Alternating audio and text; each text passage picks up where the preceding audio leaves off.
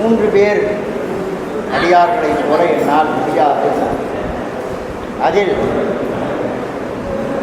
வாளால் மகவறிந்து ஊட்டவல்லே நல்லேன் முடியாது. 3வது சொன்ன 4 நாளில் கண்ணிடந்து அப்ப வல்லே நல்லேன் முடியாது. நடுவில் ஒருத்தர் சொன்னார மாது சொன்ன சூழால் இளமை துறக்க வல்லே நல்லேன் அப்படிங்கிறதுல தான் கொஞ்சம் சிக்கல். இதை சொல்ற போது பட்டினத்தார் என்ன நிலைமையில் இருக்காருன்னா துறவு நிலையில தான் இருக்கார். வீட்டை விட்டு ஒதுட்டார், துறவு நிலையில தான் இருக்கார். எப்படி துறவுன்னா ஒரு குறிப்பு எழுதுறாங்க, அரசனுக்கு ஏதாவது முற்றுப்பாடு ஏற்பட்டால் பணம் பிரட்டுகிற அளவுக்கு பட்டினத்தார் உயர்ந்தவரா, அவ்வளவு பணத்தையும் விட்டுட்டு வந்தார். நீங்க பணத்து மேல வெறுப்பு வர்றதுக்கு காரணம் இருக்கணும். பணமே இல்லை அதனால வெறுப்பு வர்றது வேற விஷயம் இல்லை.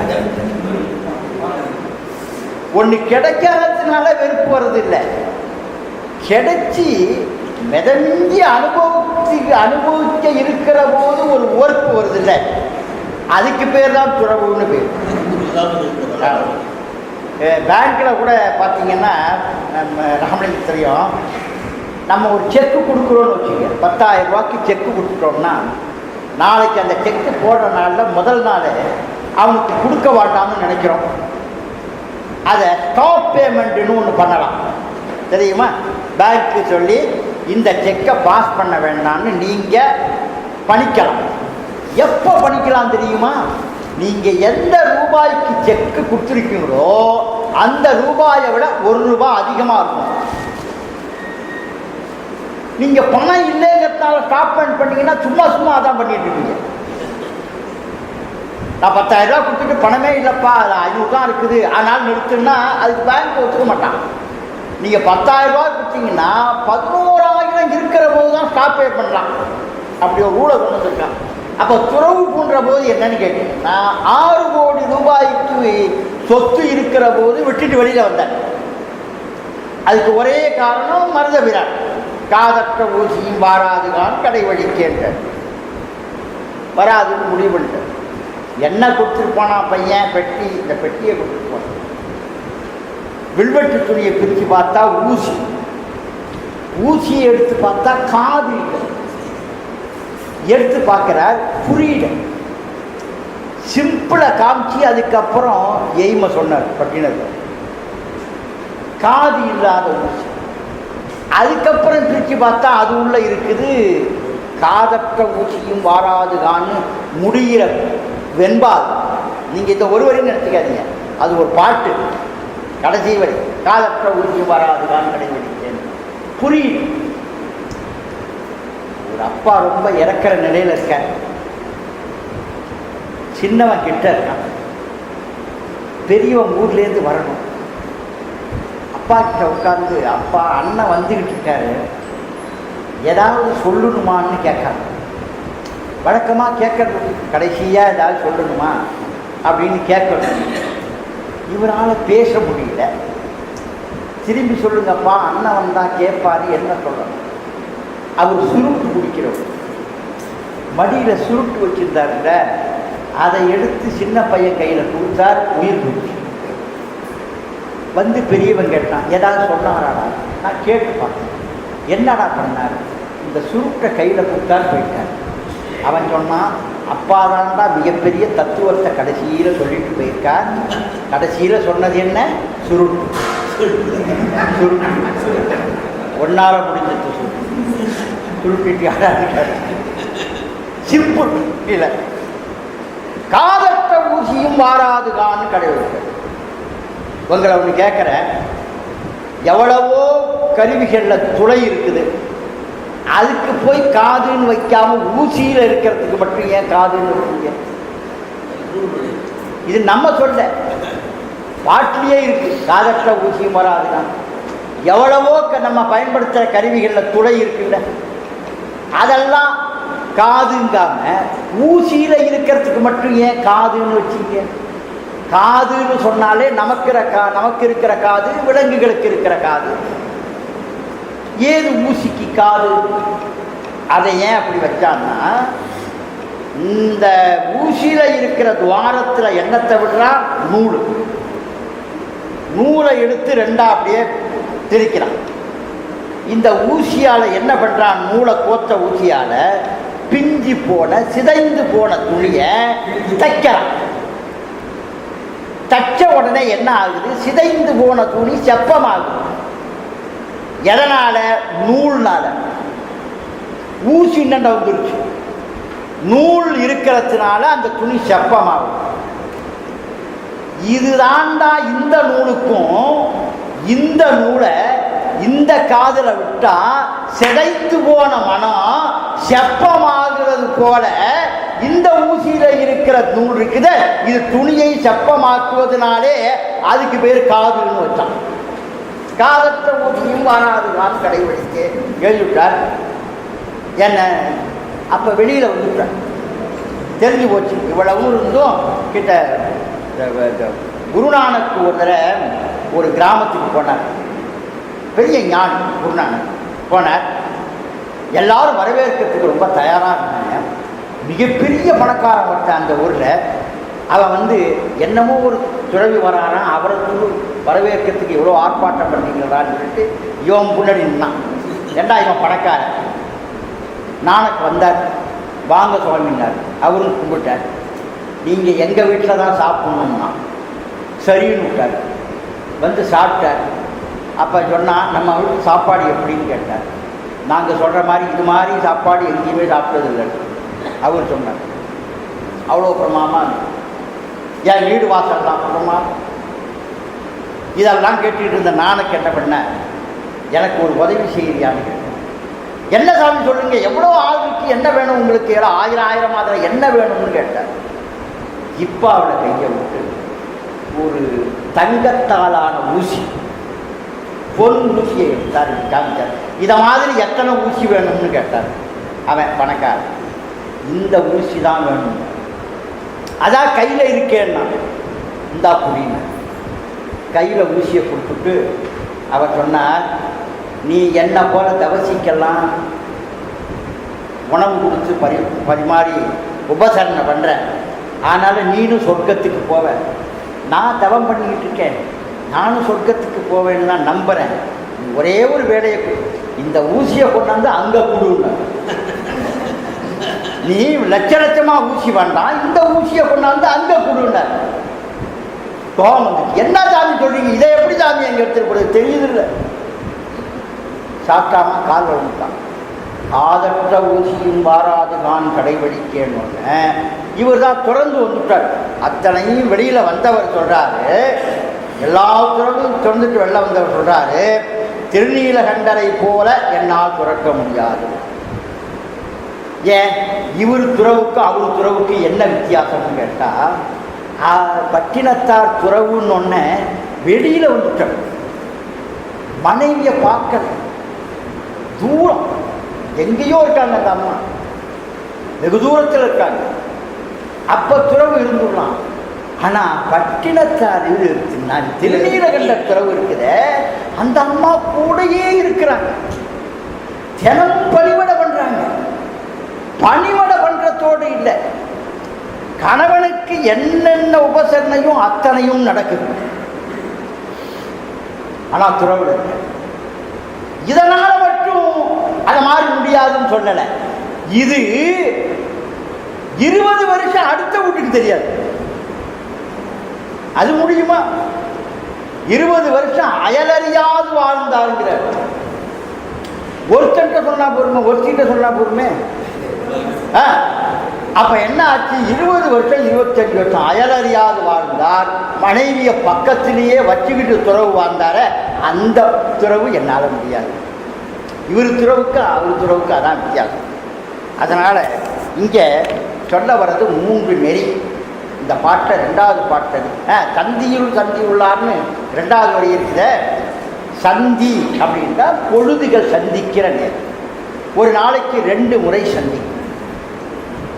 இரவு பொழுது நீங்கி பகல் பொழுது வருகிற போது, பகல் பொழுது நீங்கி இரவு பொழுது வருகிற போது அதுக்கு பேர் சந்தி அப்படி.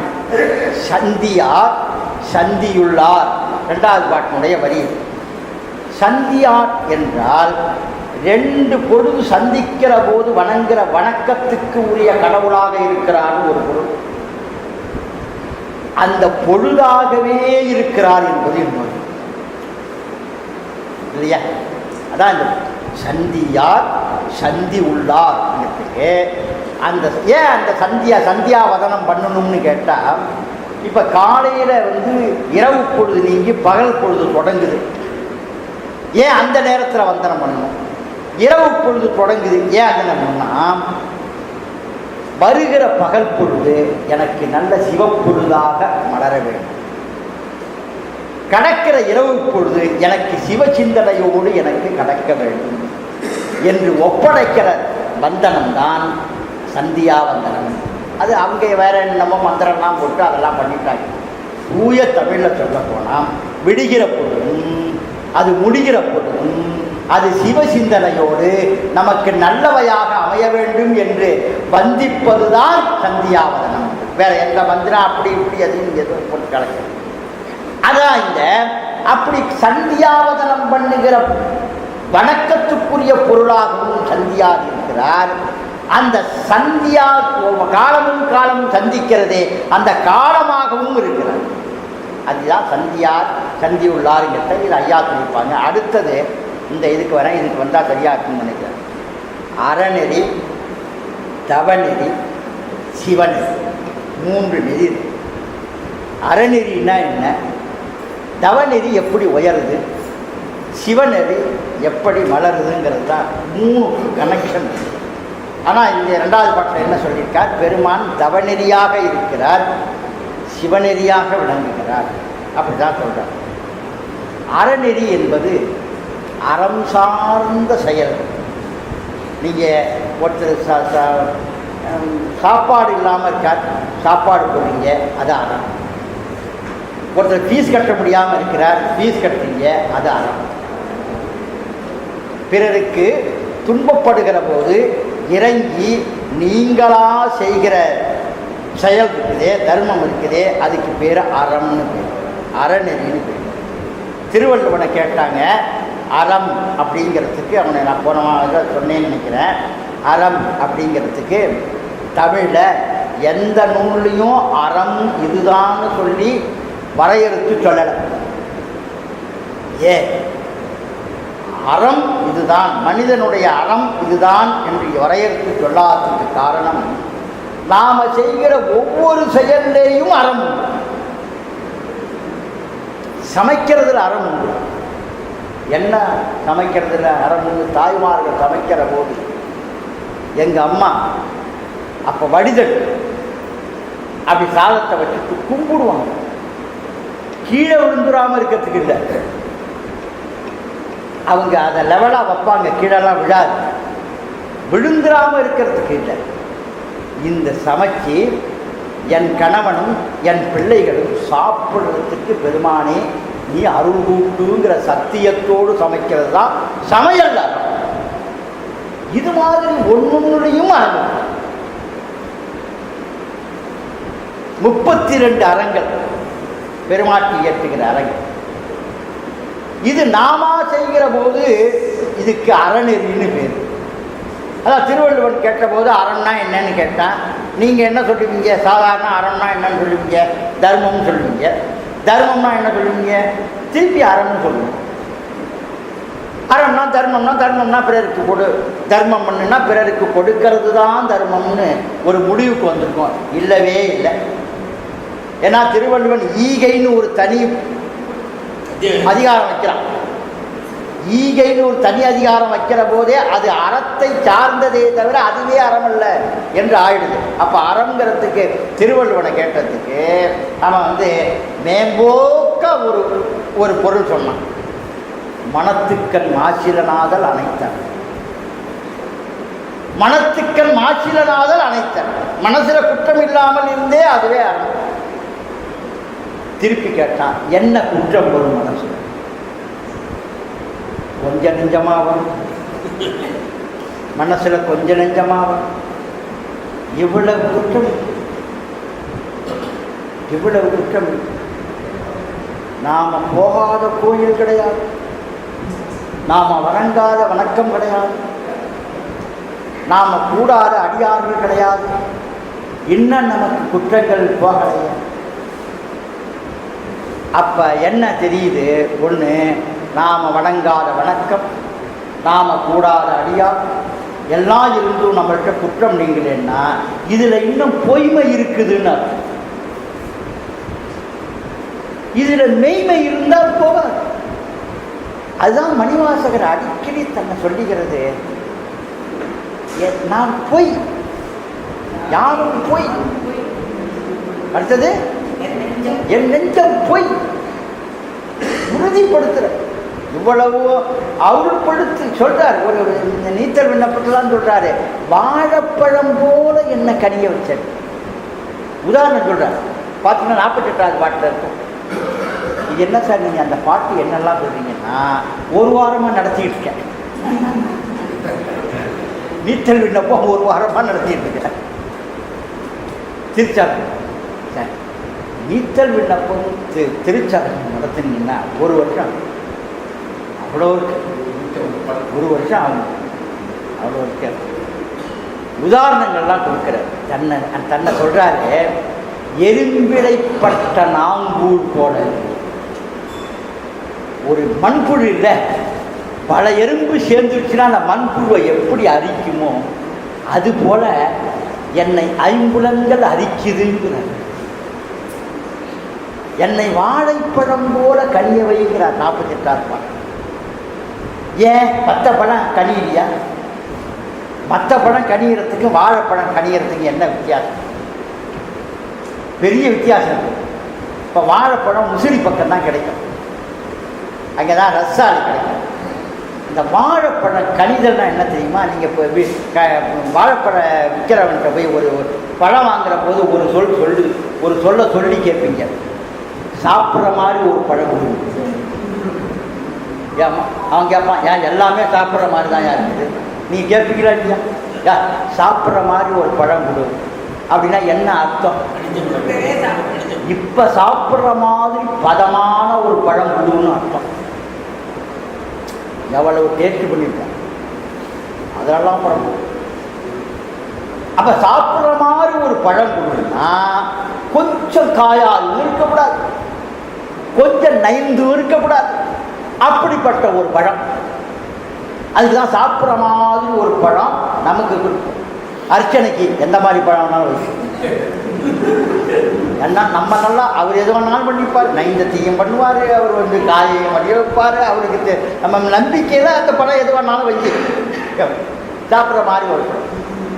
அங்கே முசிறியில் அந்த பழம் கல்லாட்டம், அதனால் அங்கே வாழைப்பழம், ஆமாம் வாழைப்பழம் லானா உண்டு. இங்கே தஞ்சை மாவட்டத்துக்கு, எங்கள் மாவட்டத்துக்கு வரும்போது அது சாப்பிட்ற மாதிரி இருக்கும் வாழைப்பழம். சென்னைக்கு வந்தால் கொஞ்சம் நஞ்சு போயிடும், வாழைப்பழம். வாழைப்பழம் அது நிலைக்கு ஏற்ற மாதிரி பேர் வந்துக்கிட்டே இருக்கு.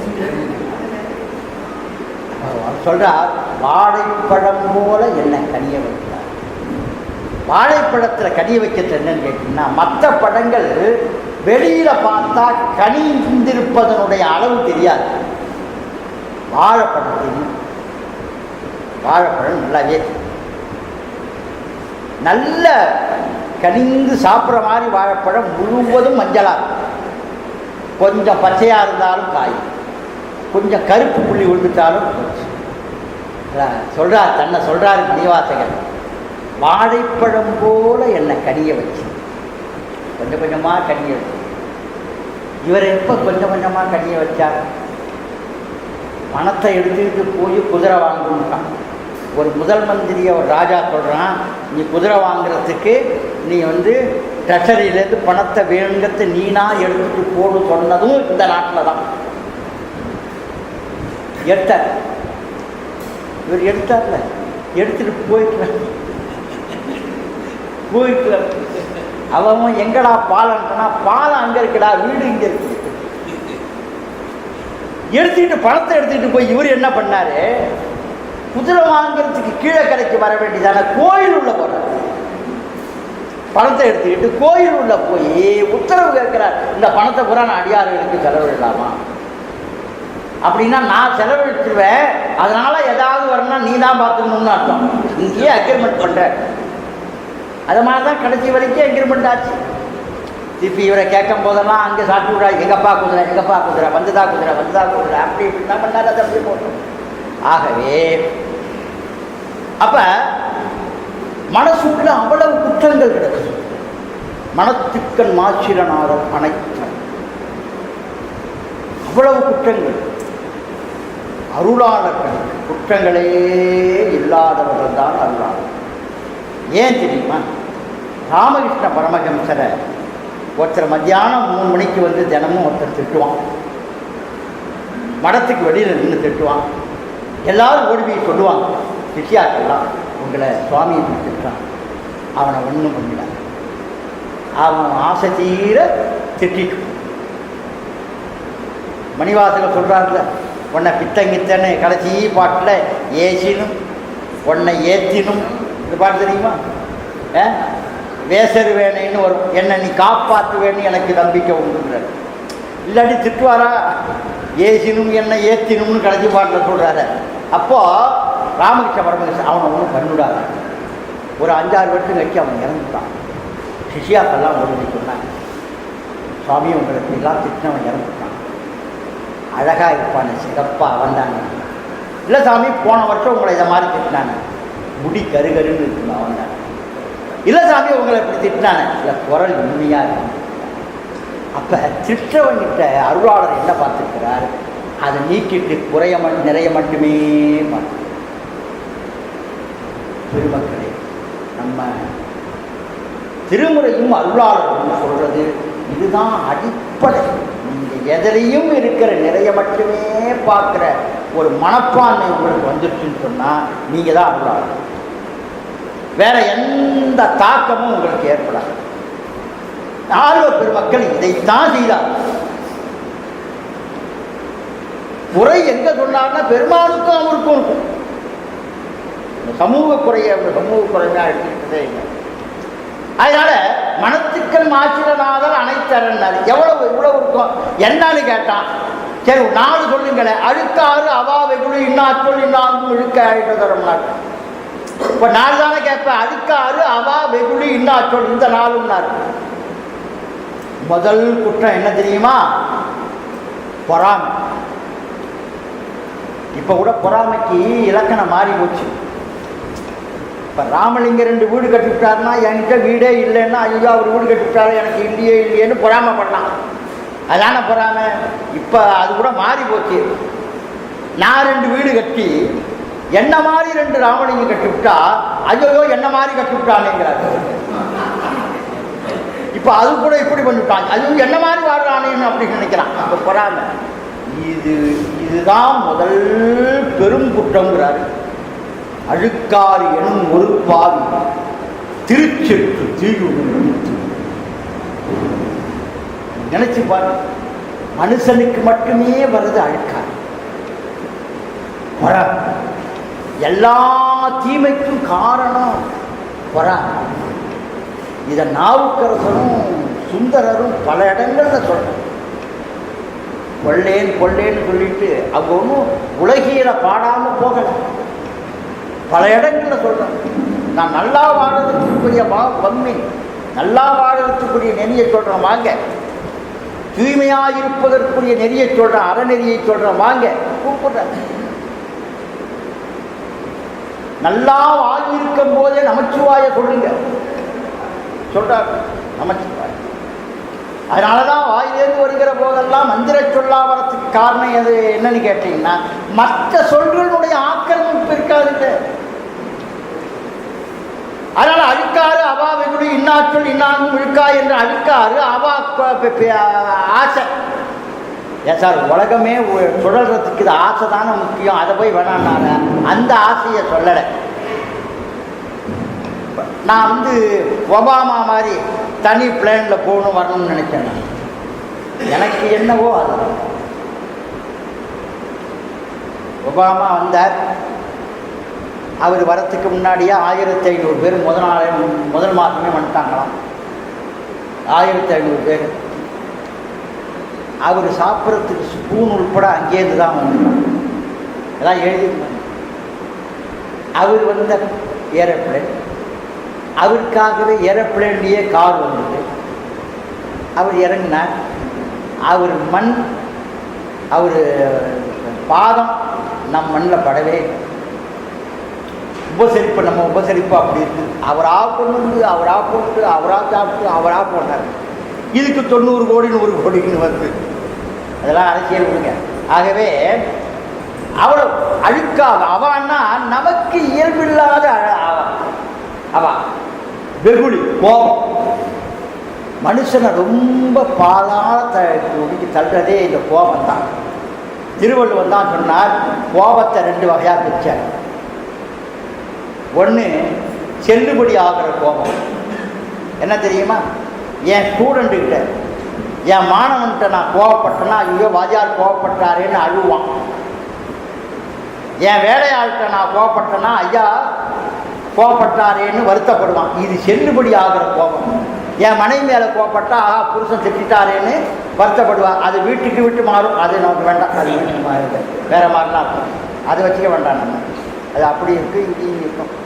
அதனால் என் பையன்கிட்ட நான் கோபப்பட்டேன்னா அவன் வருத்தப்படுறான். அது செல்லுபடி ஆகிற கோபம்னு அதை அடக்குன்னு.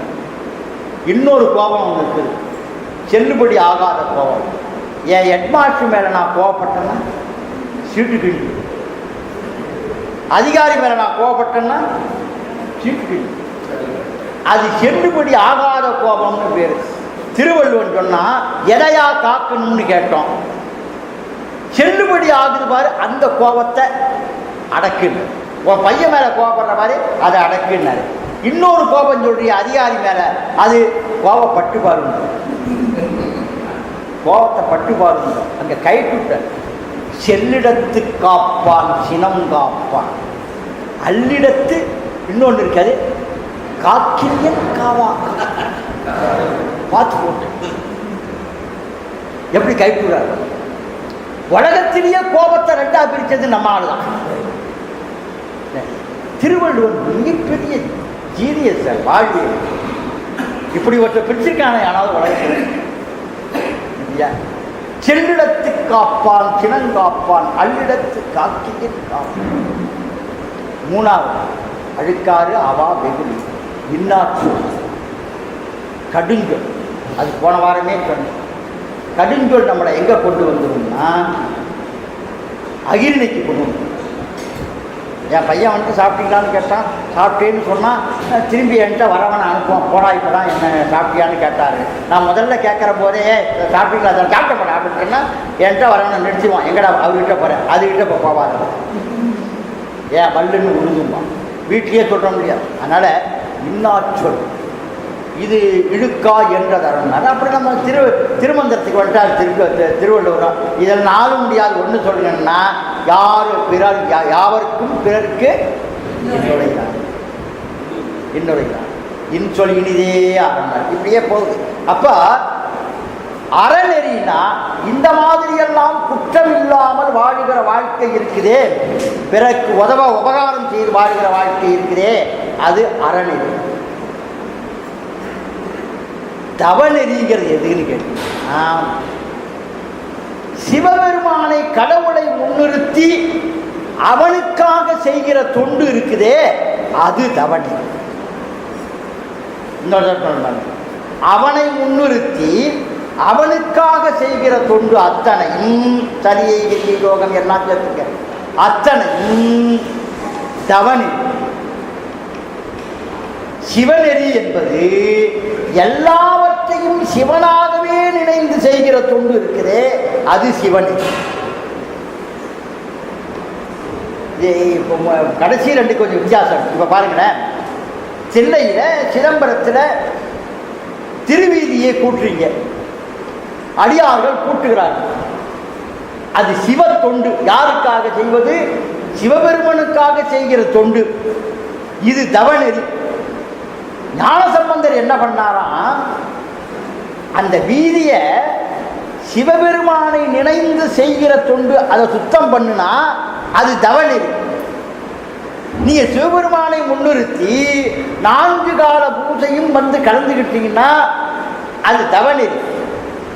ஆனால் அந்த வீதியையே சிவனாக நினைந்து வழிபட்டீங்கன்னா அது சிவநெறி. இப்ப ஞானசம்பந்தர் சீர்காழியிலிருந்து தில்லைக்கு வர, அப்பதான் முதல் வரார். அந்த பாட்டில் சரியா பெரிய புராணத்தில் அழகா பாடுறார். அந்த வீதி உள்ள நுழையிறார், வீதியை பார்க்கிறார். தில்லையில இருக்கிற வீதி, அவர் வந்த ரூட்டை பார்த்தீங்கன்னா முதல் தெற்கு வீதியை தான் பார்த்துருக்கோம். தெற்கு சன்னதி வழியாக தான் உள்ள போடுறார். அப்படிதான் வந்துடுற பாட்டு. நான் பூர்ணத்துக்கு முன்னாடி வரத்துக்கு முன்னாடி தெற்கு வீதியை பார்க்கிறேன். பாட்டு அப்படி வீதியை பார்க்கிற, வீதியே சிவபெருமானா காட்சி அளிக்கிறது. வீதியே சிவபெருமானா காட்சி அளிக்கிறது. ஏன் அப்படி காட்சி அளிக்குதுங்கிறதுக்கு இங்கே காட்சி அளிக்குதுங்கிறதுக்கு பெரிய புராணத்தில் பாட்டு ஒன்று இருக்குது. நேற்று அதை எடுத்து பார்த்தபோது அந்த வீதியில தான் தன்னுடைய சிந்தையில சிவபெருமானை நிறுத்தி கொண்டு அடியார்கள் சிந்தனையோடு திருத்தொண்டு செய்த வீதி அந்த வீதி.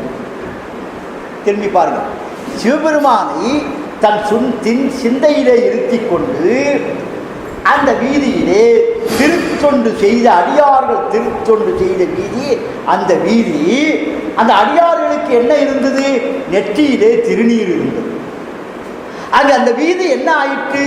அடியார்களுடைய பயிலுதல் காரணமாக திருநீற்றினுடைய ஒளி அந்த வீதியில் விளங்குகிறது. அது அவர்கள் சிந்தை, அவர்கள் வாய் சிவாயனமே என்று சொல்லி வந்ததனாலே அந்த மந்திரத்தினுடைய அதிர்வு ஒளிகள் அந்த திருவீதியிலே பதிந்திருக்கிறது. அவரை வரவேற்கிறதுனால எல்லா மக்களும் அடியார்களை வரவேற்பதனாலே திருவடியிலே அந்த நீரை ஊற்றி கழுவி வணக்கம் பண்ணியதனாலே தெருவெல்லாம் ஈரமாக இருக்கிறது. அது சிவபெருமானுடைய கருணையை காட்டுவது போல இருக்கிறது. ஆகையினாலே வீதியே சிவபெருமானாக தெரிந்ததனாலே உள்ளே வந்த ஞான சம்பந்தர் திருவீதியையே சிவனாக நினைந்து வீதியையே வணங்குகிறார் சொன்னார். இந்த பாட்டு வந்து பாருங்க. மலர்ந்த பேரொளி குளிர்தர சிவமனம் கமழ்ந்து வான் புகழ் மாறி. அந்த தெரு என்ன ஆகுதான்? சிவமனம் கமழுதான். பெருமான் சன்னதியில போனா எப்படி சிவமனம் கமழுமோ அதுபோல தெருவே சிவமனம் கமழுது. அதனால இந்த தெருவிலிருந்து மேலே போகிற துகள்கள் அங்கே இருக்கிற குற்றங்களை நீக்குகிறது. அது எப்படின்னு கேட்டா, என்ன குற்றங்கள்னா, இந்த வீதியை வணங்கினால் சிவனாக நினைந்து வணங்கினால் நமக்கு இருக்கிற பிறவி குற்றங்களை வீதியே நீக்கும் என்பது போல இங்கே உருவகம் செய்கிறார். சிவமனம் கமழ்ந்து வான்புகள்கள் மாறி சிலம்பு அலம்பும் சேவடியர் பயிர்வுறும் செம்மையால் அவங்க அங்கே வந்து சென்ற வீதியா அந்த வீதி. அதனால திருத்தொண்டு கலந்த அன்பர் சிந்தையில் திகழ் திருவீதி களி செய்ய, அந்த வீதியே மகிழ்ச்சி பொங்குகிறார். களி செய்ய பலன்கொள் மைந்தனார் எழுநிலை கோபுரம் அணிந்து தொழுந்தார் போற்றி. அந்த திருவீதியையே அவர் வணங்குகிறார். இதுதான் சிவநெறி. சிவனை நினைந்து அந்த வீதியை சுத்தம் செய்வது, திருத்தொண்டு செய்வது இருக்குதே, அது தவநெறி. வீதியையே சிவனாக நினைந்து வழிபடுவது சிவநெறி. அப்ப தவநெறி அவனை நினைந்து செய்கிற தொண்டுக்கு தவநெறி. எல்லாவற்றிலையும் சிவனாக பார்ப்பது சிவநெறி. இப்ப ரெண்டிலையுமே அவன் இருக்கிறான். இப்ப ஏன் தவநெறிக்கு இப்ப சிவத்தொண்டு செய்யணுங்கிறதுக்கே அவனுடைய துணை இருக்கு. நம்ம தவநெறிக்கு அவனுடைய துணை இருக்கணும். ஏன் தெரியுமா? பல பேருக்கு அவனுடைய துணை இல்லாமல் தவநெறி இழந்ததை நம் வரலாறு சொல்லுது. எங்க சொல்லுது? திருநாவுக்கரசர் அங்கே போனார், 40 வருஷம் அங்கே இருந்துட்டு வந்துட்டார். அது கூட்டாயனவாறு பாட்டில் வருது. அவருக்கு இந்த 40 வருஷம் தவநெறி, இங்கே இருந்து சைவத்திலே இருந்து சிவமாம் சிந்தனையோடு தொண்டு செய்கிற ஒரு வாய்ப்பு அவருக்கு தவநெறி இல்லை. ஆனால் தமக்கையார் என்ன செய்கிறாங்க, திரும்பி வரணும்னு வேண்டுதல் பண்ணுறாங்க. யாருக்காக தமக்கையார் உயிர் வாழ்ந்தாலும் அது நடக்காமல் 40 வருஷம் அங்கே போயிட்டார். உடனே குளிச்சு கட்டி இழுத்துட்டு வாங்கன்னு தமக்கையார் கொள்ளலை. தமக்கையார் ஒன்று செய்தாங்க, மடம் அமைத்து திருவதிகை பெருமான்கிட்ட உட்கார்ந்து அவங்க வேண்டினார், விண்ணப்பம் செய்தாங்க. நான் உயிர் வாழ்வதே அந்த தம்பிக்காக தான், அந்த தம்பியை கொண்டு வந்து இங்கே சேர்த்துடுன்னு விண்ணப்பம் பண்ணார். பெருமான் சொன்னார், அவன் முன்னமே என்னையடைய, என்ன வரி வருது, முன்னமே என்னையடைய தவமுயன்றான். இதுதான் தவநெறி. அவன் இங்கே வந்து தொண்டு செய்கிறதுக்குரிய தவத்தை முன்னாடியே அவன் செய்திருக்கிறான். ஆனால் தவநெறி எங்கே வருதுன்னா, இது நாள் வரைக்கும் அவனுக்கு தவநெறி இல்லாமல் இருந்தது. இன்னும் தவநெறி செய்வதற்குரிய முயற்சியை முன்னையே அவன் செய்ய விண்ணப்பிச்சிருக்கிறான், வந்துடுவான். திருத்தொண்டு தவநெறியாக அவன் செய்ய போகிறாங்கிறதுக்கு முன்னமே தவம் முயன்றான்னு பெருமானாலேயே விழித்து சொல்லப்பட்ட இடம். அப்போ தவநெறி எதுன்னு கேட்டால், அவனை நினைந்து அடியார்களுக்கு செய்கிறது, கோயில்களுக்கு செய்கிறது, ஆன்மீக காரியம் அத்தனையும் செய்கிறது தவநெறி. இது தவம் இருந்தால்தான் இந்த நெறிக்குள்ளே நம்மை பெருமான் நுழைப்பிப்பான், இல்லைன்னா இருக்கார். சுந்தரர் தடுத்தாட்கொள்ளப்பட்டார். கேட்டார், என்னை தடுத்தாட்கொள்னு அங்கேருந்து சொன்னார். சொன்னார், நீ இன்னும் உனக்கு ஈஸ்வரனோட ஆகினும் ஆசை அருமின்னு உனக்கு இல்லை போன்ட்ட.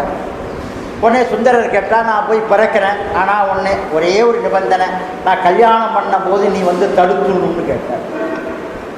தடுத்துறேன்னார். போனதுலேயே சொன்ன அக்ரிமெண்ட் ஆகிடும். இங்கே பிறந்த சுந்தரர் அக்ரிமெண்ட்டை மறந்துட்டார், பெருமான் கூடையே வந்துட்டார். தடுத்தார் கொண்டார். இந்த வீடு திருவெண்ணைநல்லூர் தான், இங்கே இருக்கிற பெரிய வீடு நம்ம வீடு தான்னார். தடுத்தாற் கொண்ட பிறகு அவர் சொன்னது, சுந்தரர் சொன்னது, அந்த பாட்டு கூட எழுதி வச்ச, என்ன சொல்கிறார், தடுத்தாற் கொண்ட பிறகு கூட அதுக்கப்புறம் கேட்குறார், சிவனுரையும் திருத்துறையூர் சென்றனைந்து தீவினையால் அவனெறியில் செல்லாமி தடுத்தாண்டாய். என்னை அவனெறினா தீய நெறி, என்னை தீய நெறியில் செல்லாமல் தடுத்து ஆண்டாய். கல்யாணத்தை தடுக்கிறது மட்டும் இல்லை, கல்யாணத்தை தடுத்தது மட்டும் இங்கே இல்லை, அது அவனெறின்னு சொல்லலை. என்ன விட்டுருந்தீங்கன்னா என்னென்னமோ செய்திருப்பேன். கல்யாண தடுத்ததுனால என்னை தவறநீரை கொண்டு வந்தால் தடுத்தாண்டால். அடுத்ததான் கேட்குறாரு, அடியேற்கு தவநெறி தந்தரும். சுந்தரருக்கு இதுக்கப்புறம் உனக்கு செய்ய வேண்டிய எவ்வளவோ இருக்குது, அதுக்காக எனக்கு தவநெறி தந்தரும்னு கேட்குறாரு. நாவுக்கரசர் வரலாற்றில் முன்னமேயே எமையடைய தவம் முயன்றான், அந்த தவத்தை பண்ணியிருக்கான், அதனால் வந்துடுவான், திருத்தொண்டு செய்வான். இவர் நான் திருத்தொண்டு செய்யணும், அடியார்களோடு இருக்கணும், அதனால் தவநெறியை எனக்கு கொடுன்னு கேட்கிறார். ஆனால் தவநெறி தந்தருள் என்று தம்பிரான் முன்னின்று பவநெறிக்கு விளக்காகும் திருப்பதிகம் பாடினார் கிருஷ்ணாபுரை ஒடுக்கிறார். அப்போ தவநெறி என்றால் நாம் வழிபடுவது எல்லாம் தவநெறி, நாம் திருக்கோயிலுக்கு போவதெல்லாம் தவநெறி தான். சிவநெறி எங்கே வரும் என்றால், நீங்கள் எதையெல்லாம் பார்க்கிறீர்களோ அதெல்லாம் சிவனாகவே கருதி எப்பொழுது உங்களுக்கு அந்த பாவனை வருதோ அது சிவநெறி. அப்போ நீங்கள் எல்லாவற்றையும் சிவனா நினைக்கிற போது நீங்களும் சிவன். அதனால் சிவமாக்கி இணையாண்டங்கிறது அதுதான் இங்கே அறநெறி, தவநெறி, சிவன், இந்த மூன்று. அதுலேயே அந்த பாட்டிலேயே அடுத்த வரி, இது மூணு கொஞ்சம் வித்தியாசமானது, அதுக்காக இந்த பாட்டை ஞாபகம் வச்சுங்க. அறநெறி, தவநெறி, சிவன். சிவநெறி தான் எல்லாவற்றையும் சிவனாகவே பார்ப்பது என்பது இல்லையா? அதனால தான் சிவநெறியாகவே நீங்கள் பார்த்தீங்கன்னா உங்களை அடையக்கூடிய தீமைகளும் நன்மையாகும். இப்போ நாவுக்கரசருக்கும் ஞானசம்பந்தருக்கும் என்ன நிகழ்ந்தது? ஞானசம்பந்தர் ஓலையை புனலில் இட்டார். போகமாந்த பூன்முனையாள்ங்கிற அந்த திருநள்ளாற்று பதிகத்தை விட்டார். அது என்ன ஆச்சு? தீயில போட்ட ஓலை என்ன ஆகணும்? கருகல. ஒன்று ரெண்டு செயல் நடந்திருக்காது. ஒன்று கருகணும், கருகல். ரெண்டு கருகாமல் அப்படியே கொடுக்கல. அது முதுமையா இருந்த ஓலை இளமையா ஆகுது, பச்சை ஓலையா ஆகுது, மாற்றம் அடையுது. என்ன மாற்றம்னா முன்னேற்றமான மாற்றம் அடையுது. கருக வேண்டிய ஒரு ஓலை கருகாமல் நின்றதோடு மட்டுமல்லாமல் அது பசுமையாக மாற்றம் பெறுகிறது. யாருனாலேன்னா ஞானசம்பந்தர் பெற்ற ஞானத்தினாலே அவரை அடைந்த தீமையும் நன்மையாக மாற்றுகிற திறம் அந்த ஞானப்பாலுக்கு உண்டு என்பதை நிரூபிக்கிறதுக்காகத்தான் இந்த ஓலை அழியாமல் இருந்ததோடு மட்டுமல்லாமல் இளமையாக மாறியது இல்லையா? இங்கே எதிர்க்க வேண்டிய ஓலை, உடல் செல்ல வேண்டிய ஓலை எதிர்த்து வந்தது. இப்போ என்ன ஆச்சு? சுட வேண்டிய நெருப்பு சுட்டுக்கிட்டு தான் இருக்குது. அது மாதிரி இல்லை. இப்போ அனல்வாதத்தில் நீங்கள் பார்த்தீங்கன்னா, அனல்வாதத்தில் ஓலையை போட்டால் ஓலை தன்னளவில் மாறிடுச்சு, ஆனால் நெருப்பு சுட்டுக்கிட்டு தான் இருக்குது. தண்ணியில் போட்ட ஓலை தண்ணி போயிட்டு தான் இருக்குது, ஓலை தன்னளவில் மாறி எதிர்த்து வந்தது. இது ஞானசம்பந்தர் உண்ட ஞானப்பாலுக்கு கிடைத்த வெகுமை.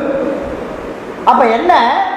ஞானப்பால் உண்ட மாதிரி நமக்கு திருவருள் இருக்குமானால் நாம் நினைக்கிற நம்மை சார்ந்த பொருள்களை கூட நல்லவையாக மாற்றம் பண்ண முடியும்னு தெரியுது. ஆனால் நாவுக்கரசருக்கு எப்படின்னு கேட்டீங்கன்னா, உள்ள போறார், நீட்டரைக்குள்ள போறார். சுட வேண்டிய நீட்டரை இவருக்கு குளிர்ச்சி தந்தது. அப்ப இப்ப ஒரு கேள்வி உங்களை கேட்கிறேன், சுட வேண்டிய நீட்டரை சுட்டுக்கிட்டு தான் இருக்குது, இவரு குளிர்ச்சியை பெற்றாரா அல்லது நீட்டரையே குளிமையா இருந்துதான்?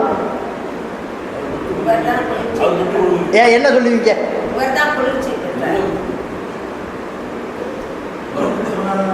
இல்ல, அதுல ஒரு இடம் இருக்குது.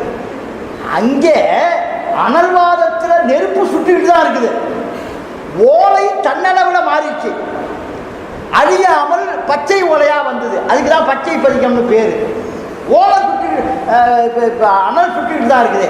இங்க நீச்சலையில போட்ட உடனே நீச்சலை சுட வேண்டியது இவருக்கு குளுமையை தந்ததா அல்லது நீச்சலை சுட்டுக்கிட்டு தான் இருக்குது இவரு குளுமையானாரா? இல்லை, அதில் ஒரு இடர்பாடு பாருங்க. அடுத்தது என்ன பண்ணாங்க? நஞ்ச கொடுத்தாங்க, நஞ்ச சாப்பிட்டார். நஞ்சு அமுதமானது. அந்த நஞ்சு உள்ள தன்மையில மாறல, அந்த நஞ்சே இவரை கொள்ளாதபடிக்கு நன்மையாக மாறியதா அல்லது நஞ்சே அமுதமாக மாறியதா? அதுக்கு சொல்ல வர. சரி, அப்படியானால் யானையால் இடரச் செய்கிறாங்க, யானையால் இடரச் செய்கிறாங்க. யானை இடர வேண்டிய யானை என்ன ஆச்சு? இடராமல் நிறுத்திட்டா நீங்க சொல்றது, இடராமல் நின்றுட்டா என்ன செய்ய சொன்னா? தலையை இடருன்னு. இடராமல் இருந்திருந்தா நீங்க சொல்றது, இடராமல் இருந்ததோடு மட்டுமல்ல தன்னளவில் மாறி வணங்குகிறது. அப்போ என்ன ஆச்சு? ஞானசம்பந்தர் அற்புதத்துக்கும் இவர் அற்புதத்துக்கு என்னன்னு கேட்டா, அவர் அற்புதத்தில் தன்னளவில் அடைந்த பொருள்கள் மாறியது. இங்க திருநாவுக்கரசுல தன்னளவில் அடைவித்த பொருள்கள் எல்லாம் அதுவும் தகைவனாக மாறியது. நீற்றறையே குளிர்ந்தது. அடுத்தது நஞ்சே அமுதமானது. அழிக்க வேண்டிய யானையே வணங்கியது. அதனால தான் நாவுக்கரசரை நீங்க எங்க இருந்தீங்கன்னு கேட்டான். நீங்க எப்படி இருந்தீங்க, உங்களை என்ன செய்யுச்சுன்னா கேட்கல. கேட்ட கேள்வி, அப்போ நீங்க சுட்டு வெந்தில்ல வந்திருக்கணும், நீங்க இருந்த இடம் எதுன்னு கேட்டான். இப்ப கேட்கிற கேள்வியில தான் இருக்குது ஒண்ணு. திருடன் திருடிவிட்டானா போலீஸ்காரன் என்ன தெரியுமா கேட்பான்? திருடுனியான்னு கேட்கவே மாட்டான். என்ன தெரியுமா கேட்பான்? எங்கேருந்து எடுத்த, எங்கேருந்து எடுத்த. அப்ப நாவுக்கரசர் என்ன கேட்டிருக்கணும்? உள்ள நீங்க எப்படி இருந்தீங்க, உங்களுக்கு என்ன ஆச்சுன்னு இல்லை, நீங்க எங்க இருந்தீங்கன்னு கேட்டாங்க. அப்பதான் சொல்றாரு, நான் நீற்றறையில இருந்தேன், ஆனா அது என்ன சுடல, நான் குளுமையாகிட்டேன்னு சொல்லல, அதுவே குளுமையாச்சுப்பா, அதில் நான் இருந்தேன் அப்படின்னா. என்னுடைய திருத்தொண்டு, என்னுடைய திருத்தொண்டின் மந்திரம் என்னை சார்ந்த பகையாயிருக்கிற கொடிய பொருள்களை கூட நன்மையாக மாற்றுகிற தொண்டு என்னுடைய திருத்தொண்டுங்கிறத அவர் நிரூபிக்கிறதுக்காகத்தான் அதுவே மாறிச்சிய. அதனால தான் நீங்க எங்க இருந்தீங்கன்னு கேட்கறதுக்கு சொன்னாரு. மாசில் வீணு மாடை வீசு சென்றல் வீங்கில வேண்டி மூசு வண்டலை பொய்கையும் போன்றது. அது என்ன இடம் தெரியுமா? ஈசன் எந்தை இணையடிகளே. அதனால எனக்கு மட்டும் சுட்டு நான் அதை குளிர்ச்சி ஆக்கலப்பா, என்னை குளிர்ச்சி ஆக்கிற அளவுக்கு அந்த இடமே மாறியது. அப்ப ஞானசம்பந்தருக்கு கொடுத்தது ஞானப்பா, நாவுக்கரசு கொடுத்தது சூளை, அருளாளர்களுக்கு கொடுத்த ஞானப்பாலாயிருக்கிற நன்மை, நாவுக்கரசருக்கு கொடுத்த சூளையாயிருக்கிற தீமை, 2 நாளே நமக்கு கிடைத்தது தேவாரம். அதனால 2 பேருடைய மாற்றம் என்ன? நன்மையை கொடுத்தாலும் தீமையான பொருளை நன்மையாக்கி நமக்கு தேவாரத்தை கொடுப்பதும் அருளாளர்கள் தகுதிப்பாடு. தீமையானதை நன்மையாக மாற்றிய அதை சார்ந்ததையும் தீமையானதை நன்மையாக்கி கொடுத்து நமக்கு தேவாரத்தை கொடுத்த தகுதிப்பாடு இந்த அருளாளர்களுக்கு உண்டு என்று சொல்லுகிற மாபெரும் இயக்கம்தான் சைவம் என்பது. இது சைவத்தை தவிர எங்குமே இருக்காது. அதனால தான் நாவுக்கரசரை பற்றி சேக்கிழார் எழுதுகிற போது சொல்லுவார், யாராவது உலகத்தில் தனக்கு வந்த ஜுரத்தை போற்றி போழ்ந்திருக்கான், ஜுரமே நீ வந்தாய் உன்னை வணங்குகிறேன்னு சொன்னான். தனக்கு வந்த நோயை யாராவது வணங்கியிருக்காங்களா? நாவுக்கரசர் வணங்குறானா? நீ சூளை இருக்கே, சூளை தான் எனக்கு பெருமான் கொடுத்த மிக பெரும் இந்த பெருவாழ்வை கொடுத்ததே சூளை தான். சூளைக்கு ஒன்றும் குறைவில்லை, சூளைக்கு ஒன்றும் குறைவில்லைங்க. ஆகையினாலே இவர்கள் எல்லாம் சிவநெறியிலே திளைத்தவர். அறநெறி தாண்டி தவநெறி கடந்து சிவநெறியிலே இருந்தால்தான் இந்த அற்புதமான மாற்றங்களை எல்லாம் செய்யப்படும் என்பதற்காகத்தான் இந்த பாடலில் தவநெறியும் அவனாகவே இருக்கிறான், சிவநெறியும் அவனாகவே இருக்கிறான். அதனால தான் நம்ம பூஜிக்கப்பட பொருளும் அவனே, பூஜிப்பவன் அவனை. ஏன் தெரியுமா? நம்ம உள்ளத்தில் நுழைந்து அவன் நம்ம பூஜிக்க வைக்காவிட்டால் நமக்கு பூஜிக்கிற அந்த பேர் இருக்காது.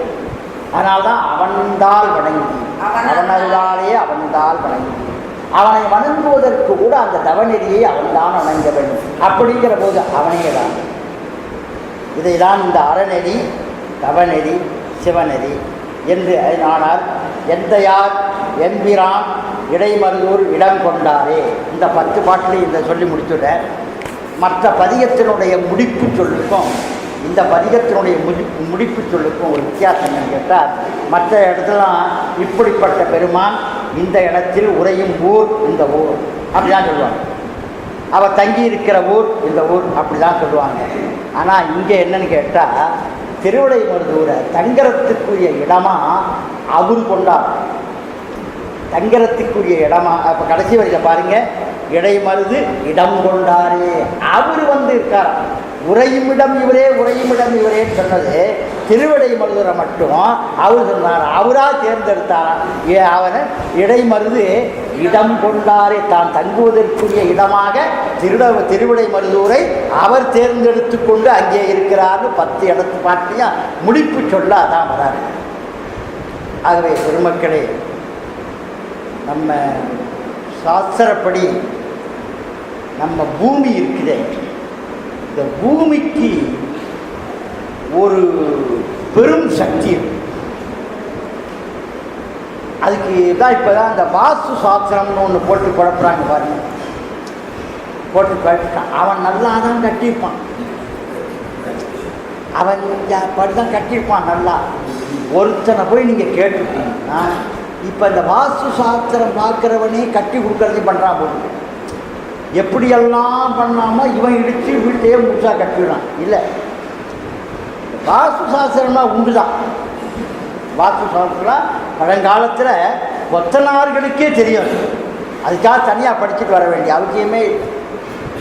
எவ்வளோ பெரிய வீடுகள்லாம் அப்போல்லாம் கட்டியிருக்கிறாங்க. முற்றம் வச்சு கட்டினாங்க. பழங்காலத்தில் பார்த்தீங்கன்னா முற்றம் வச்சு 4 பக்கம் கட்டுவாங்க. அந்த வீட்டில் வாழ்ந்தவங்கெல்லாம் திடகார்த்தமாக தான் இருந்தாங்க. எந்த ஏசியை போட்டாங்க, திண்ணை வச்சு கட்டுவாங்க. திண்ணையில் மூளையில் தலையை வைக்கிற மாதிரி ஒரு இது இருக்கும். அது எதுக்குன்னா வரவங்க போகிறவங்களாம் அதில் படுத்து ஆசுவாசப்படுத்திட்டு போவாங்க. வந்து படுத்த உடனே கேட்பாங்க, நேரத்துக்கு ஏற்ற மாதிரி மோர் சாப்பிட்றீங்களா, ஆகாரம் சாப்பிட்றீங்களான்னு கேட்பாங்க. அதுக்காக எல்லாம் அறம் சார்ந்து தான் வாழ்க்கையே இருந்தது. இப்போ திண்ணையே எடுத்துட்டான், 2 பக்கமும் கெட்டு போச்சு. திண்ணையும் எடுத்துட்டான். திண்ணையில் போய் படுக்கிறவனும் இன்றைக்கி யோகியம் இல்லை, ஊடையே காலி பண்ணி விடுவாங்க. அதனால் 2 தரப்பு இன்றைக்கி கெட்டு போச்சு. ஆகையினால ஒன்று, அறத்தை புறக்கணித்து வாழ வேண்டிய சூழ்நிலை ஏற்படும்.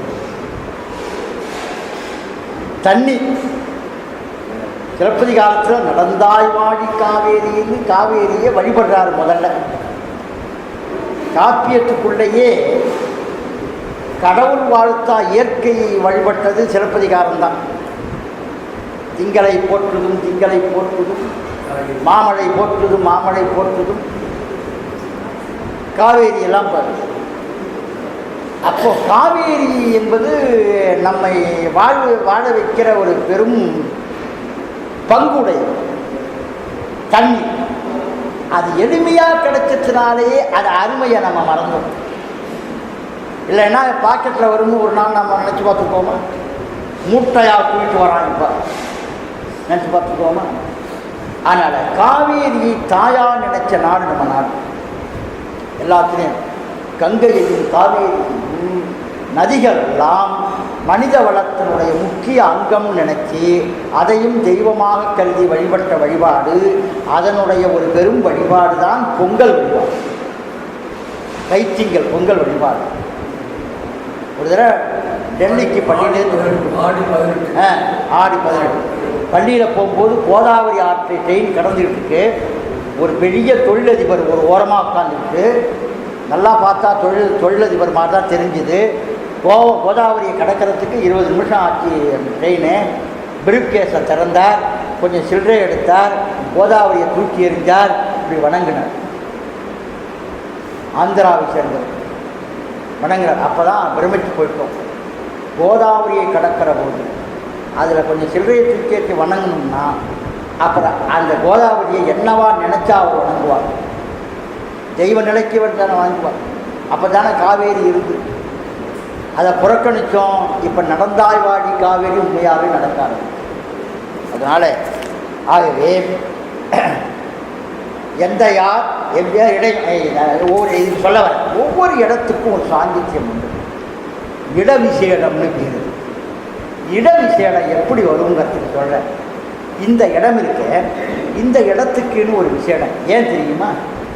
இந்த மேற்கு மாம்பழத்தில் எவ்வளவோ இடங்கள் இருக்கிற போது இந்த இடத்துல ஒரு 15 வருஷம் நம்ம பயிராக தன்னுடைய ஒளியினால் குரல் இதை நிரப்பி இருக்கிறாங்கன்னா இந்த இந்த இந்த பூமி பெற்ற தவம், எவ்வளவோ இருக்கிற இந்த இடம் பெற்ற தவம், இது ஒளி இங்கே நிரம்பி இருக்கு. இந்த நிமிஷம் கூட நாம் எல்லாம் சேர்ந்து பெருமானுடைய சிந்தனையோடு இங்கே இருக்கிற அதிர்வு இந்த நிலத்துக்கு உண்டு. அது போலத்தான் பெருமானுடைய திருவருளினாலேத்தான் ஒவ்வொரு ஊர்லேயும் திருக்கோயில் அவனுடைய திருவருளினாலேத்தான் அமைந்தது. ஒவ்வொரு திருக்கோயிலும் புராதன கோயில், இன்றளவு வழிபடுகிற கோயில் அந்த இடத்துல இருந்ததுன்னா அது அவனுடைய திருவருளாலயத்தான் நடந்ததே தவிர இட விசேடம் அதுக்கு உண்டு. அதனால் நம்ம தமிழகத்தில் இருக்கிற ஒவ்வொரு திருக்கோயிலில் அந்த திருக்கோயிலில் இருக்கிற கற்பகிரகம், அந்த கருவறை, அதுக்குள்ள மூர்த்தம் இருக்குதே, அந்த இடத்துக்கு மட்டும் பெருமானாலே அவ்வளவு ஐதீகமான ஒரு பவர் இருப்பதனால தான் நமக்கு அத்தனை பேரும் அங்கே போய் வணங்குறோம் பூமியை. அதுபோல தான் பெருமான் திருவிடை மருதூரை மிகப்பெரிய ஒரு புண்ணியத்தலமாக நினைத்து தானே தங்குவதற்குரிய இடமாக தேர்ந்தெடுத்து கொண்டார் என்பதைத்தான் இந்த 10 பாட்டிலேயும் ஒன்னொன்றிலையும் இடம் கொண்டாரே இடம் கொண்டாரே இடம் கொண்டாரே என்று முடிக்கிறார். ஆகையினால 2வது பாட்டில் வருகிற 3 செய்தி, ஒன்று சந்தியுள் சந்தி உள்ளார் என்பது சந்தியில் வணங்குகிற பெருமானே அவனாகவும் அந்த சந்தி பொழுதுமே அவனாகவும் இருக்கிறார் என்பது 2வது பாட்டிலையும். அதில் 3வது வரியில் தவநெறி, முதல்ல உள்ள அறநெறி, அறநெறியிலிருந்து தவநெறி, தவநெறியிலிருந்து சிவநெறிக்கு போனவர் தான் அருளாளர்கள். சிவநெறிக்கு போன அருளாளர்கள் அந்த சிவநெறியினாலே தனக்கு வருகிற பகையை கூட, தன்னை சார்ந்திருக்கிற பகைமையான பொருள்களை கூட நன்மையாக ஆக்குகிற ஆற்றல் பெற்றவர்கள் தான் அருளாளர்கள். அதற்கு காரணம் இந்த பாட்டில் சொல்லுகிற சிவநெறித்தான்.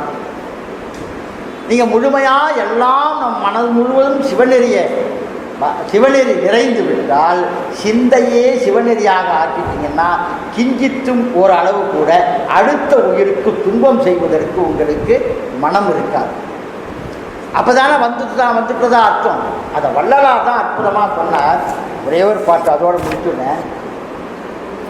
இறைவன் எங்கே இருக்கிறார்னு கண்டுபிடிச்சிட்டேன். எங்கே இருக்கிறார்? உள்ளங்களில் இருக்கிறார். எப்படிப்பட்ட உள்ளங்களில் இருக்கிறார்?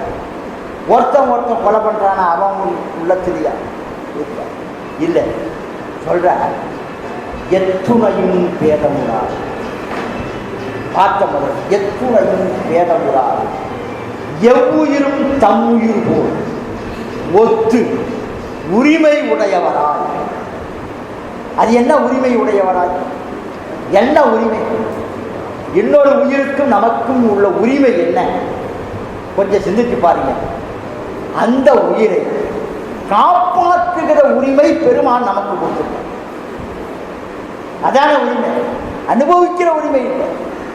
எத்துணை பேரமுறாது, இதுதான் ரொம்ப முக்கியம். இது எரும மாடு ஆச்சே, இது எறும்பு ஆச்சே, இது மனிதன் ஆச்சேன்னு இல்லை. ஆன்மா எல்லாம் ஒண்ணுதான். எத்துணையும் பேரமுறாது, எவ்வுயிரும் தம்முயிர் ஒத்து. அடுத்த வரிதான் உரிமை உடையவரால். என்ன உரிமை என்றால் அந்த உயிரை காக்க வேண்டிய பொறுப்பு பெருமான் உனக்கும் கொடுத்திருக்கிறார். அதனால பெரிய புராணத்தில் ஒரு அடியார் என்ன பண்ணார், என்னால் இந்த நாட்டை ஆட்சி செய்ய முடியாதுன்னு போய் காட்டில் உட்காந்துட்டார். பின்னாடியே ஓடி போய் கேட்டாங்க, என்ன காட்டில் வந்து உட்காந்துட்டீங்களே, நாடு ஆட்சி அரசன் இல்லாமல் தவிக்கிறே வான்னு அந்த அரசனை கூட்டும் போது அந்த அரசன் கேட்டது உலக சமயங்கள்ல எந்த நூலையும் இல்லாத ஒன்று அந்த அடியார் கேட்டார்.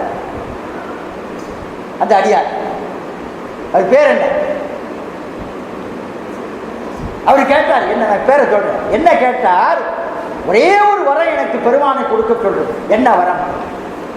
ஐயாவுக்கு உள்ள என்ன குறைங்கிறத என்கிட்ட வந்து சொல்றார். பெருமான் சொல்றான், அந்த அரசன் சொல்றான், என்கிட்ட வந்து சொன்னோன்னு என்னால் நிவர்த்தி பண்ண முடியுது.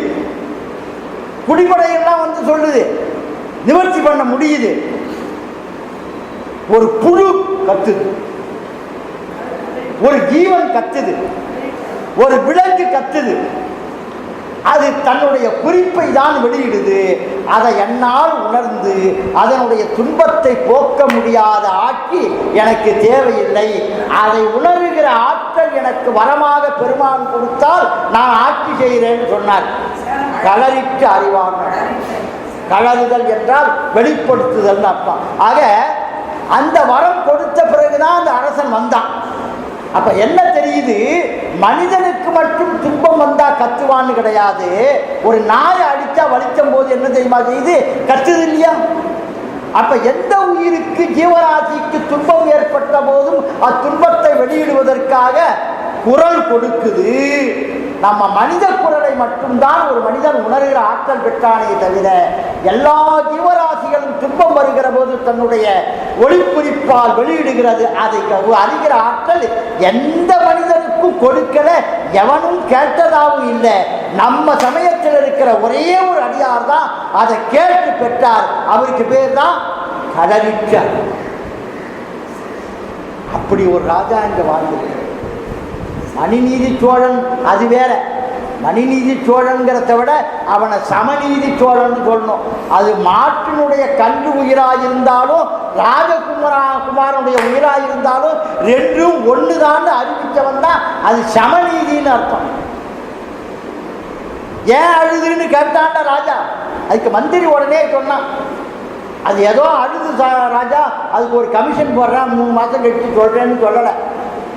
ஏன் மணியை அடிச்சுட்டு அழுதுங்கிறதுக்கு வடவ நீ புதல்வன் ஆங்கோர் மணிநெடும் தேர்மேல் ஏறி அளவில் தேர்தானை சூழ அரசுலாம் தெருவில் போங்கால் இளைய ஆண்கன்று ஒன்று தேர்கால் இடை வந்து புகுந்ததாக தளர்வு மித்தாய் வந்து விளைத்தது விளைவென்றான். இவன் என்ன பண்றான், மந்திரி காப்பாற்றுறதுக்கு பார்க்கறான். உன் ராஜகுமார மேல எந்த தப்பும் இல்லப்பா, ராஜாக்கள் போற வீதியில போய் அது வந்து பூந்துக்கிச்சுன்னா ராஜா தூக்கிடுறான். நீ நவரு, நீ நவரு. அது வந்து அழுதுட்டு நிற்குது, கன்றை இருந்து அழுதுட்டு நிற்குது. எத்துணை பேதமுறா எவ்வுயிர் தம்முயிர் ஒத்து உரிமை உடையவர்.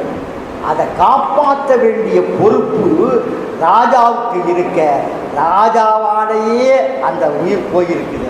அதனால தான் சேக்கிழார் மாதிரி அரசாட்சியை சொன்னது. அதனால தான் அடுத்த பாட்டில் சொல்றார், ஒரு ராஜாவுக்கு என்ன தெரிப்பு என்ன பொறுப்பு தெரியுமா, மாநிலம் காவலனாவான். மனிதர்களை காக்கும் காலைன்னு இல்லை. இதுலேருந்து இந்த களறிட்டு அறிவார் தான் அந்த வழி. மாநிலம் காவலன் ஆவான், மண்ணுயிர் காக்கும் காலம். இந்த உலகத்தில் பிறந்து விட்ட எந்த உயிருக்கும் பொறுப்பு ராஜா தான். நடந்ததில்லை இந்த நாட்டில். 300 கிலோமீட்டருக்கு தாண்டி அரியலூர்ல காலைல 4 மணிக்கு விபத்து, ரயில் விபத்து. லால் பகதூர் சாஸ்திரி அவர் தான் ரயில்வே மந்திரி. 5 மணிக்கு அவருக்கு செய்தி போச்சு, 6 மணிக்கு பொறுப்பேற்று அங்கேருந்து செய்தி. அதில் இறந்தவர்களை காக்க வேண்டிய பொறுப்பு என்னுடையது, தவறிவிட்டேன், எனக்கு இந்த பதவி வேணும். நடந்ததில்லை அதுதான். அப்ப ராஜா என்ன நினைச்சா, அது கன்று குட்டி உயிர் இல்லை, மாநிலம் காவான் மண்ணுயிர் காக்கும் காலை. தான் அதனுக்கு சேக்கிழார் மாதிரி இந்த இடத்துல தைரியமா சொன்னது வேற யாரும் கிடையாது. ராஜாவே, ஒரு ராஜா காப்பாற்ற வேண்டியது உயிர்களுக்கு வரும் குற்றங்கள்ல பெரிய குற்றம் எது தெரியுமா, மாநிலம் காவலனாவான் மண்ணுயிர் காக்கும் காலை. தான் அதனுக்கு தன்னால், ராஜா ஒன்னால முதல்ல தீங்கு வராமல் இருக்கணுமா, சொல்ல முடியுமா? தன்னால், தன் பரிசனத்தால், ஊனமிகு பகை திறத்தால், கல்வரால், உயிர்தல்மால் ஆணவயம் 5 காப்பான் நல்லனோன்னு சொன்னார். அப்ப எத்துணையும் பேதமுறாது எவ்வுயிரும் தம்முயிர் போல் ஒத்து உரிமை உடையவரால், உரிமை உடையவர், காக்க வேண்டிய உடையவர். ஒக்கின்றார் யாவர் அவர் உளந்தான், அவருடைய உள்ளந்தான் சுத்த சித்திருவாய் எம்பெருமான் நடம்புரியும். அங்கதான் பெருமான் ஆடுறார். வல்லல எங்கே ஜீவகாருண்யம் இருக்குதோ, எங்கே உயிரிறக்கம் இருக்குதோ, அங்கதான் என்னுடைய பெருமான் நடனமாடுகிறார். அதை நான் கண்டுகொண்டேன். சித்த சுத்திருவா எம்பெருமான் நடம்புரியும் இடம் என நான் தெரிந்தேன். அந்த வித்தகதம் அடிக்கேவல் புரிந்திட நான் என் சிந்தை மிக விளைந்ததால் பிழிஞ்சு வச்சார். அந்த ஜீவகாருண்யம்தான் சமயத்தினுடைய அடிவேர். அதைத்தான் நம் சமயம் சொல்லுகிறது. அந்த சமயத்தின்படி வாழ்ந்தவர்கள் தான் அடியார்களில் பலர் கலரிக்கு அறிவார் போல. அதனால தான் 63 நாயன்மார்கள் வரலாற்றை சொல்ல வந்த சேக்கிழார் மனுநீதி சோழன் ஒரு அடியார் இல்லை, அவன் சிவ பூஜை பண்ணுறதா அதில் வரலாறு இல்லை. ஏன் அவன் கதையை சொல்லி 63 பேர் கதையை சொல்கிறாருன்னா, யார் ஒருவன் அறவழியிலே நிற்கிறானோ, ஜீவகாருண்யத்தோடு அறவழியிலே நிற்கிறானோ, அவன்தான் அருள் வாழ்க்கைக்குள்ளே நுழைகிற தகுதி உடையவன் என்று நிரூபிப்பதற்காக அந்த அரசனுடைய வாழ்க்கையை அதில் சொன்னார். அதை தான் சொல்லுவது. ஆகவே தான் இதில் சிவநெறி என்பது, அதான் சிவநெறி என்பது ஜீவகாருண்யத்தோடு கூடிய எல்லாவற்றையும் சிவனாகவே நினைத்து இருக்கிற சிவமனம், சிவமாக்கியனையாண்டங்கிறதா தானே சிவனாக எல்லாவற்றையும் சிவனாகவே கருதுவதை தான் சிவநெறி என்பதைத்தான் இந்த 2வது பாட்டில் சொல்கிறார் என்று சொல்லி, 3வது பாட்டில் ரொம்ப அற்புதமான ஒரு செய்தி இருக்கு. சிவபெருமானுக்கு ஒரு பெயர் நீதிபதி இருக்கு, ஜட்ஜி அவர் சொல்லலாம், நீதிபதி. 3வது பாட்டில் பாருங்கள், 4வது வரியில் நீதியா, அவர் நீதி என்ன ஜட்ஜிமெண்ட் சொன்னாருங்கிறத, அவர் எப்படி விசாரணை பண்ணுவார், எப்படி ஜட்ஜிமெண்ட் சொல்லுவார், எப்படியெல்லாம் வழக்க கொண்டு போவாருங்கிறத அடுத்த வகுப்பில் பார்ப்போம் என்று சொல்லி, இந்த நீதியாருங்கிறது ஏறக்குறைய அடுத்த வகுப்பு முழுவதும் இருக்குது. இந்த நீதியாருங்கிறதா சித்தாந்தத்துக்குள்ளே போக வேண்டிய பகுதி என்று சொல்லி, ஆகவே பெருமக்களே, இந்த 2வது பாட்டில் அறநெறி, தவநெறி, சிவநெறி 3ஐயுமே அற்புதமாக விளக்கியிருக்கிறார்கள் என்று சொல்லி, இந்த எனக்கு இங்கே உள்ள ஒரு பெரும் வாய்ப்பு என்னன்னு கேட்டால், நேற்று கூட திருவாசகம் சொல்கிற போது 50 பாட்டு நேற்றோட முடியும். இன்னைக்கு அடுத்த வாரத்துலேருந்து அரங்கராமலிங்கம் நீத்து அடுத்தது என்ன பகுதி அதை ஆதரிக்கிறார்.